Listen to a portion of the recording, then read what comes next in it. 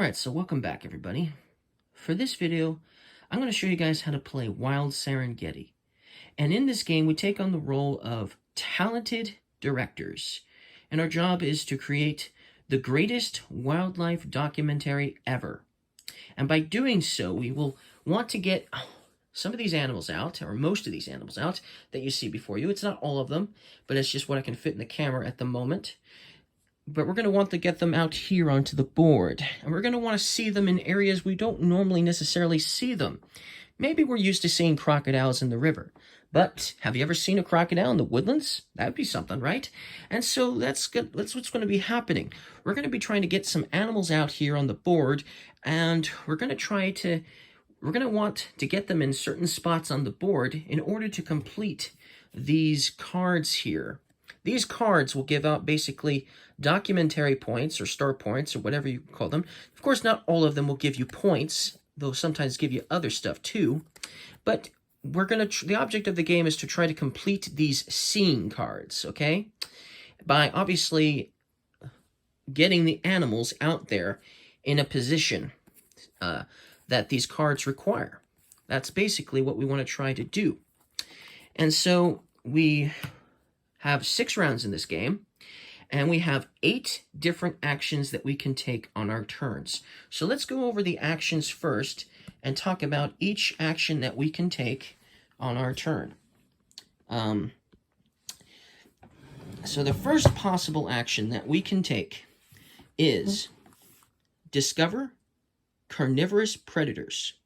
So if we wanted to take this action, we would place our camera here, and you'll notice it has a coin on it, 1, and this one has a 2, for instance. So if we were to go here, we would have to pay a coin.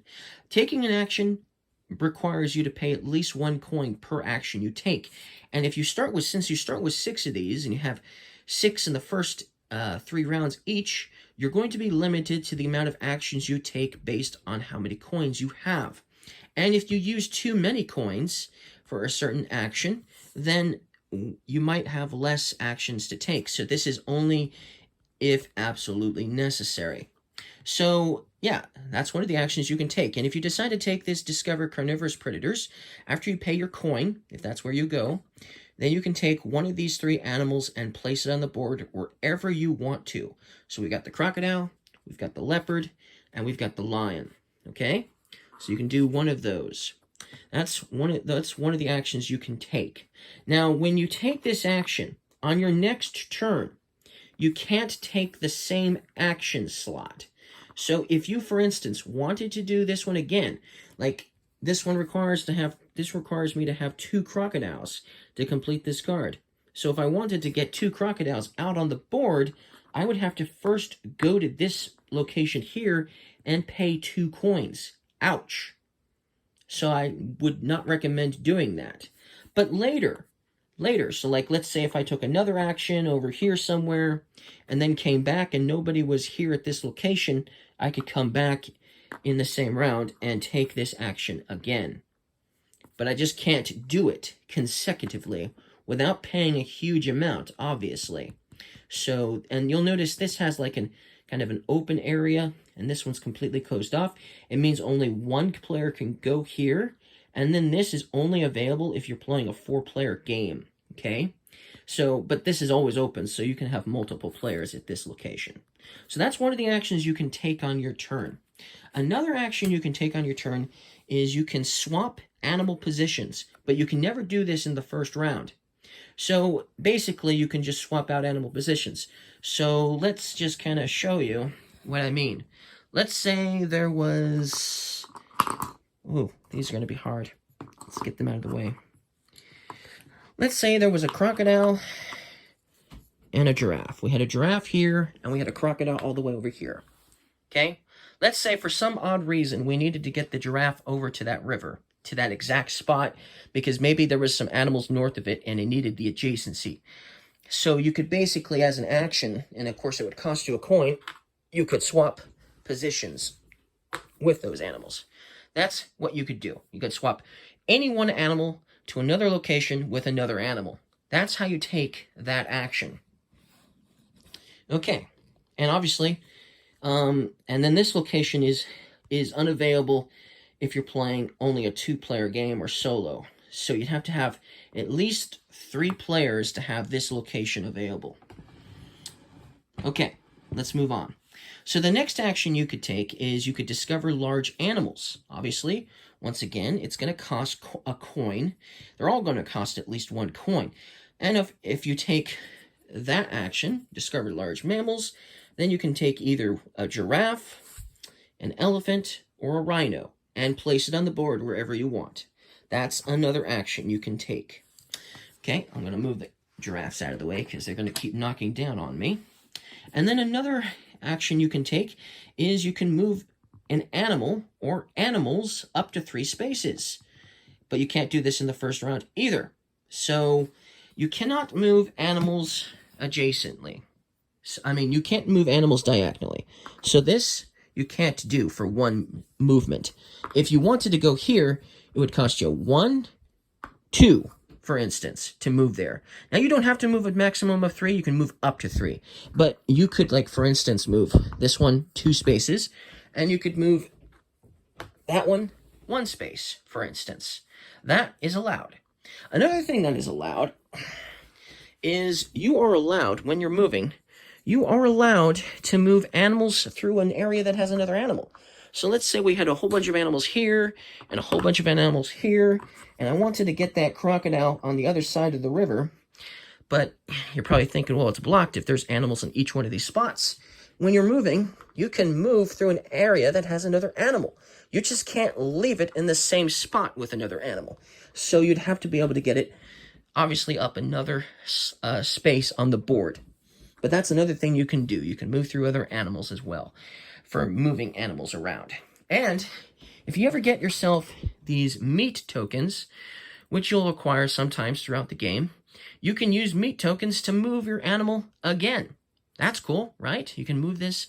So you could potentially move an animal 4 spaces if you had one of these meat tokens lying around. And of course, you can use these at any time during the course of your turn. So even if you're not taking the action move animals, if you have a meat token, you can use it to move an animal on your turn. So that's pretty cool, right? That's something else you can do that's really amazing. Okay, so that's 4 of the 8 actions you can take on your turn. So the next action you can take on your turn is you can discover Scavengers. And once again, this area is locked, is not available. And this obviously would still cost a coin. But if you take this action, you can either take a vulture, a jackal, or a hyena, okay? And place it on the board wherever you want. And then you can also take this action here. Take 1 card from the scene pool, from the scene card pool. And then you can take an additional card for 1 coin. So it costs you a coin to take a card from the scene pool, but it also costs you an extra coin if you want more than 1 card. What's that scene pool it's talking about? Well, just to make save space, I decided to put the cards here. But there are 6 cards face up after all these animals here. There's 1 here, there's 1 here, there's 1 here, and so on. And you can take one of those that are face up and add it to your hand. You're also allowed to have up to 8 cards in your hand that you haven't finished yet. But once you have more, you have to discard some. And if you discard 2 cards at a time, you can get a coin back at least. So that's one way of getting coins. If you've got a lot of these scene cards that you're not going to utilize, you could potentially get some coins if you discard a few cards too. So these are the coins. Okay, so that's another action you can take. Anyways, moving on. And so the last 2 actions you can take is discover migratory herbivores. And that will allow you to take one of these 3 animals, either the gazelle, the zebra, or the wildebeest, and place it on the board wherever you want. And then the last action you can take is you can renew scene card pool, and then take 1 card. So if the 6 cards face up you don't like, you can discard them all, and then take one of the new face-up ones that you can. So you're basically renewing or recycling or whatever. And you could potentially get more cards for extra coins as well, for instance. So that's the 8 actions that you can take on your turn. So now that we have the 8 actions that you can take on your turn that we've talked about. Let's talk about, where's that crocodile? There it is. Let's talk about what happens at the end of a round. So, once you run out of coins, or decide you don't want to use your coins anymore, because maybe you're planning ahead for something else later down the road or something, once that is done, once everybody is passed, because that's something else you can do, is you can pass on your turn. When you pass, and everyone has passed, then you move on to the next round of the game. And when that happens, the hornbill that is over here on the table rock, it will move up a round to indicate that you're moving on to the next round. Now, during round 4, 5, and 6, the next thing that would happen is if you were preparing for the 4th round, if you were preparing for the 4th round, the 5th round, or the 6th round, then the first thing you would do is you would uncover whatever this might be. This would actually be usually face down, but then you would flip this over, and then the player who has the most elephants, if this was the elephant trophy currently, or whatever animal it was supposed to be, whoever has the most elephants and some icons that go with, basically, that look like paw prints, you could add to the equation of your elephants. Whoever has the most, though, would get extra points that way. That's one of the things that would happen. And then you would also draw a migratory card as well. And then you would flip it over, and if you were playing with 3 or less players, you would have to take out all of the animals from the red squares on the board. They would return basically to the action location. So they would be removed from here, and this is one of the many layouts that could possibly happen. If you're playing a 4-player game, then it's not just the red that gets removed, it's also all the blues as well. All the animals from those locations would get removed as well. So that's something else that would happen in round preparation, but only for the 4th round and for the 6th round would the migratory card be an issue. So that's it for round. That's it for that part of it, anyways. And then another thing that would happen is all of the cards that are face up in the card pool, they would get all discarded, and you would renew that. Then depending on which round it is, you would get your amount of coins that you're supposed to get. So the first 3 rounds, you'd get 6 coins again. And for the last 3 rounds, you'd get 7 of these coins. Okay? And then if you have bonuses, some of these cards might give out bonuses at the end of each round, and then you would get them as well. Some cards might give you a meat token basically at the end of each round. Some of these cards will give you these visual effects tokens as well at the end of each round, and we'll go over what you could possibly do with these in a moment. But that's something else you could potentially get as well.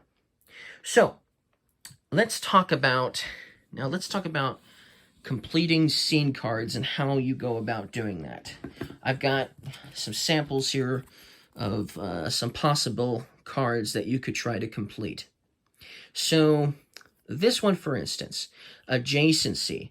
In order to complete this, like I said earlier, you would have to have everything adjacent to this animal here. The crocodile would have to be the center of attention, so to speak. Okay, and then all of the animals that are on this list that are down here on the bottom would have to surround that animal as well. Okay, they can be diagonal for the adjacency. They don't have to be across. They can also be adjacent as well. Okay, but then that's what you would have to do to complete that card. And it's a free action to complete scene cards, so you don't have to waste an action to complete this, but you can only complete a scene card when it's your turn. Okay, so here's another adjacency scene. There would have to be, for this one, you'd have to have the rhino, and you'd have to have the wildebeest as well. But not only would they have to be adjacent, you'll notice there's icons on these. That means the rhino has to be in water, and the wildebeest would have to be in a grassland in order to complete this scene card, okay? And then if you couldn't, or didn't want to, but you had one of these visual effects to help you complete, you could use this to help you. You could use this to ignore, basically, one of those terrain icons. And so then you would still have to have the rhino in the water, but then, for instance, you would just need to have a wildebeest adjacent to that rhino to complete this card if you had one of these. And you can use as many of these that you have on your turn as possible. So in a sense, you could do more than one for the same card if that was the case. So that's the adjacency scenes. Now there are terrain scenes. Now these animals do not need to be adjacent to each other at all. You can have them on all four corners of the board. They do not need to be anywhere near each other, but they do need to be in their specific terrain. So these three crocodiles, two of them would need to be in a woodlands, okay? Then one would have to be in water, and then this gazelle would have to also be in water as well. And then if you did manage to get those animals in those locations, you would be able to complete this scene card.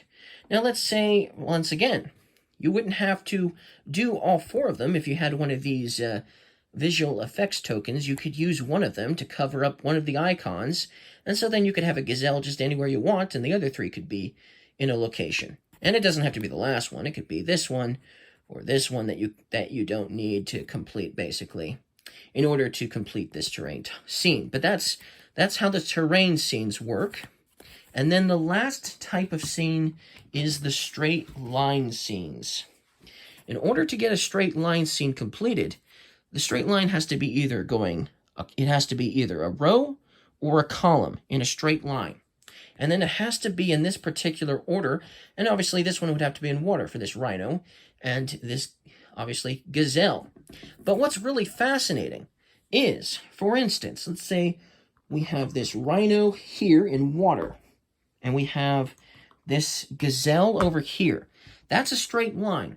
That would mean you've completed the card.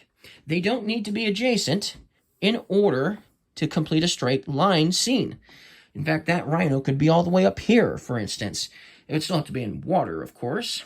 But the point is, they don't need to be next to each other in order to complete the straight line. Another thing that's also allowed is you can have another animal, multiple animals, between the animals in order to complete the scene card. That would still work. Even though that there is a crocodile in the middle of these two animals, this would still be considered complete if you wanted to complete this on your turn, and if this is the one you had. But basically, that's how straight lines work. And once again, it could be something like this as well. That's a straight line, so that would work. But that's basically, you get the point. That's how you're going to complete these scene cards. And that's pretty much all you need to know to play the game. So I hope this video explains how to play the game fairly well, and I hope to see you guys again soon. Leave a like if you guys liked this video.